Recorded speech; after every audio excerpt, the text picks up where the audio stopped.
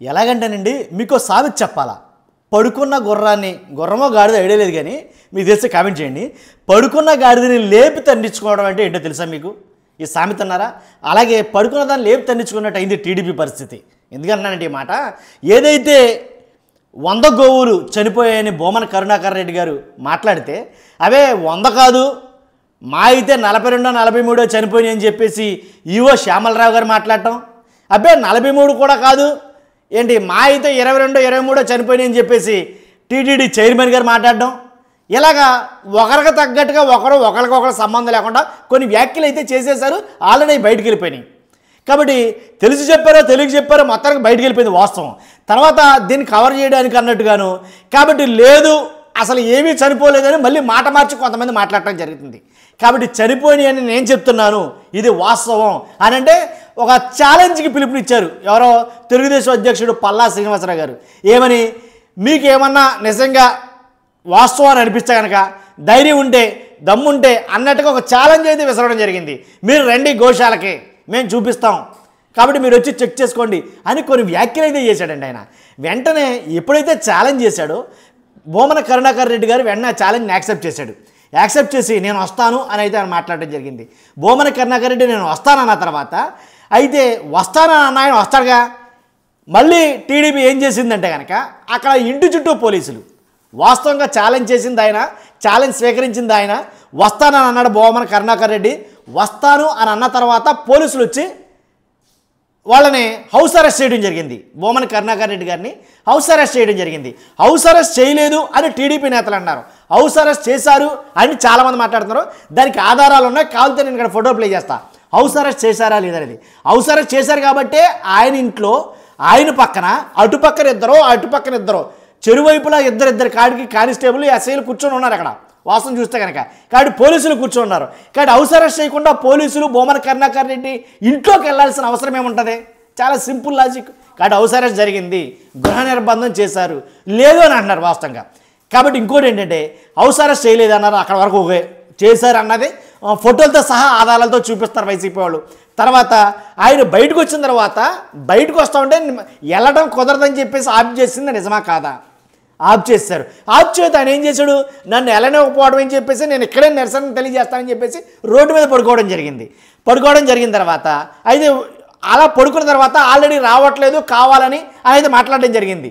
Phone చేసి మరి TDP వాళ్ళు ఫోన్ చేసి మరి మేము మీకు ఎస్కాట్ పంపుతాం, ఆ ఎస్కాట్లో రండి అని అయితే కనుక మాట్లాడడం జరుగుతుంది. ఒకసారి అది విందాం. మీకు ఇమీడియట్ గా ఎస్కాట్ అరేంజ్ చేస్తాము. మీరు 5 మంది కన్నా ఎక్కువ రావద్దు. మేము పంపిస్తామన్నా, ఎస్పీతో మాట్లాడతాము, ఎప్పుడు ఎస్పీతో మాట్లాడతాము, మీకు పంపిస్తాము. మీరు ఇంటికాడ ఉన్నారా? ఫోన్లో మీరు ఇంటికాడ ఉన్నారా? మీరు భూమన కరుణాకర్ రెడ్డితో మాట్లాడుతున్నారు. We are sending escort immediately, they will pick you up, they will come. మేము పంపిస్తాము, మీరు రండి. మీరు వచ్చిన తర్వాత చూసుకోవాలి. ఎందుకంటే మేము పొద్దునే మీకోసం వెయిట్ చేస్తున్నాం. మీరు ఇప్పుడు రాలేదండి, ఇంటికాడ పోలీసులు ఉన్నారు కాబట్టి మీకు వెయిట్ చేస్తున్నామన్నా. ఎక్కడ చుట్టుపక్కల పోలీసులు లేరు కదన్నా. అక్కడ చెప్తున్నాడు ఆయన. ఈయన ఫోన్లో మాట్లాడుతుంటే మీరు వస్తారా, మేము పొద్దున్న వెయిట్ చేస్తాం, మీరు రావట్లేదు అక్కడి నుంచి అని అన్నాడు ఆయన. అతను భూమన కరుణాకర్ రెడ్డి అక్కడి నుంచి ఇక్కడికి రావాలంటే ఆయన్ని బయటకు రానివ్వట్లేదు. అక్కడ పోలీసులు బయటకు రానివ్వట్లేదు అన్నది వాస్తవం, దాంట్లో ఎలాంటి డౌట్ లేదు. గృహ నిర్బంధం చేశారన్నది వాస్తవం, దాంట్లో ఎలాంటి డౌట్ లేదు. అయితే వాళ్ళని దాటుకుని ఇల్లు దాటుకుని బయటకు వస్తే బయట నిర్బంధించారు. మరి నిర్బంధం చేసి ఛాలెంజ్ చేయడం ఎందుకు, నిర్బంధం చేయడం ఎందుకు? అందుకని నేను ఫస్ట్ సామెత చెప్పా, ఏమని, పడుకున్న దాన్ని లేపి మరి కదిలి తండించుకోవడం అంటే ఇదే అని. తర్వాత ఇంకా ఉంది, అయిపోవాలా 5 అవన్నీ దాటుకుని వచ్చేసారు మళ్ళీ.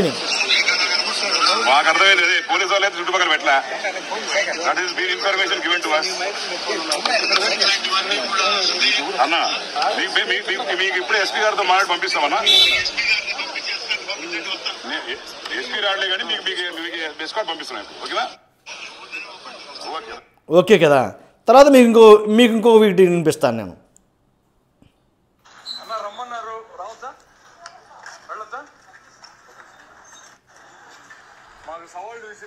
భూమన అభినయ్ రెడ్డి ఆల్రెడీ గోశాల దగ్గర బయటకు వచ్చి గేటు బయట నించున్నాడు. ఈయన భూమన అభినయ్ రెడ్డి రమ్మన్నారు కాబట్టి ఆయన కూడా వస్తున్నాడు. ఆయన పోలీసులు ఆఫ్ చేశారు, వస్తున్నాడు.